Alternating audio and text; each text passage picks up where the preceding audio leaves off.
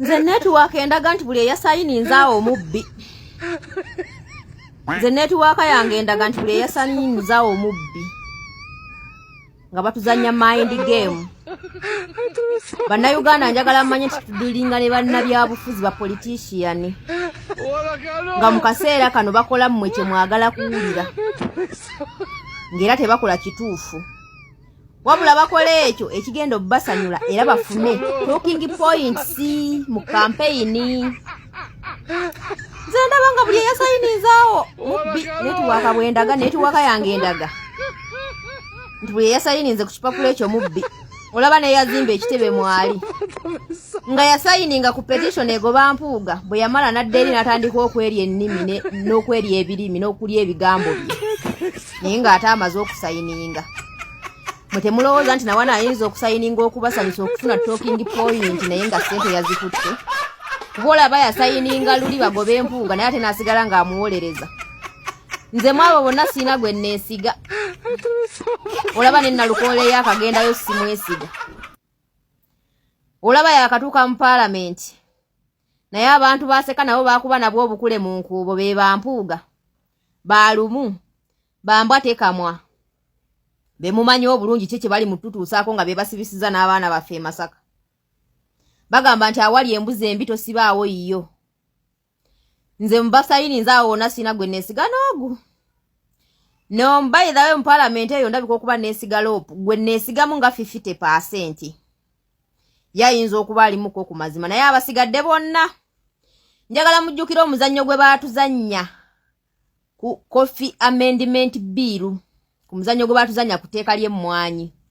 Twegayirira abakaabu tubagaba bannaye Muwanga Kivumbi temudda mu Parliament temugenda mu Parliament kale leka aba NRM batese ku tteeka eryo baliyise bokka na bokka tulabo baba banaasobola okuliisa. Fe tugenda gendayo balwanira era fe tugenda kusimba ekkuli tugenda kisimbira ekkuli elele tebajja kwata ku mwanyi yaffe mwanyi teyina gyeraga ntubagaba bannange nga bwe mwali muyisizza kiriwa. Jukira ababaka abo buli bagenda mu Parliament nga balina etteeka lyonna lye baleeta aba opposition ne batuulamu ne baatendinga Parliament nga bateesa ku tteeka eryo baba balegitimizinga etteeka eryo nti liri mu mateeka. Era bakkiziganyiza nalyo era baba balaga demokrasiya wadde taliwo badde bagenda bakuba bamenye emigongo. Obo kitegera njagala mujjukira omuzannyo gwe baatuzannya ku tteeka eryo. Kubanga public yonna yalebeegayira banaye temugenda mu Parliament mu boycotting Parliament ne bwe munaagendayo temulina kye mugenda kukola temulina kye mugenda kusimbira kuuli ne balemerako ffe katugende tubalwanire. Katugende tuyiwewo omubiro banga yo baali baguyiweeyo ddi nga yo baali baguyiyeewo ddi. Obo kitegeera ekintu ekyo. Naye okugenda mu Parliament ababaka abo okutuulayo aba opposition baba bakimanyi bulungi nnyo nti tebagenda kuwangula etteeka lijja kuyita.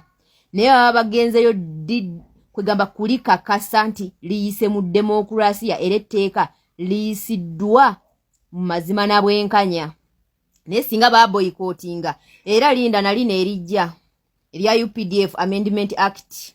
Bwe bonoolaba nga bagenzeyo batuddeyo mujja kumanya nti bali muddidi kwegaba bali muddi kakasa. Bali muddi wa legitimate nti liri ki liyisiddwa mu demokrasiya ow'ekimmemmete. Oba mukitegeera ekintu ekyo. Bannayuganda temugeze okwesiga ababaka abo.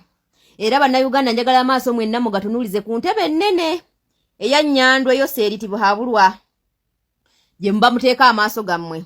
Abo ababaka mbaveeko mbeesonyiwe bagenda kujja mu constituency zammwe kati ssaawa zino beetala balinga abanaawona obubbi. Beetala bava kuno badda kuli bayinza n'okusanga ewo ne bakunaaza ku bigere. Bayinza n'okusanga ewo maama ne bakukuutira ku ngatto n'ekunnika ne bazikunya.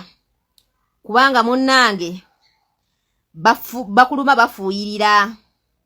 Oba okitegeera mwegendereza ababaka abo kubanga ffe abasomi ba Bayibuli etugamba nti mwegendereza abo abalijja gye muli nga bambadde amaliba g'endiga naye nga munda gy'emisege egigenda okubataagulataagula. Nkimanyi ssaawa zino beetawula mu constituency. Beetawula ng'abanaawona obubbi. Beetawula kuno na kuli. Bajjula kujja na wammwe ebboole z'amasowaani na kubasiimuulira mayumba. Balyoke babakakase nti nno bakitalonnyera bagenda baweereza bulungi. Naye ggoloza lwaki bakola ebyo byonna. Oba okitegeera ekintu ekyo buli munnayuganda yenna w'oli. Eriiso lyo liteeke ku ntebe ennene. Liteeke ku ntebe ennene abo ababaka bye basayininga ebyo bali mu byabufuzi. nze kankubuulire nze akawunti yange endaga nti babbi era sente bazifunye ate bonna tekuli noogu kubona abasayininza awo atafunye sente amukonkushuwa bwe kuba kuliko abatafunye sente balinga babiri oba basatu oba nfuna ekintu ekyo you have to remember nti mudiringa ne ba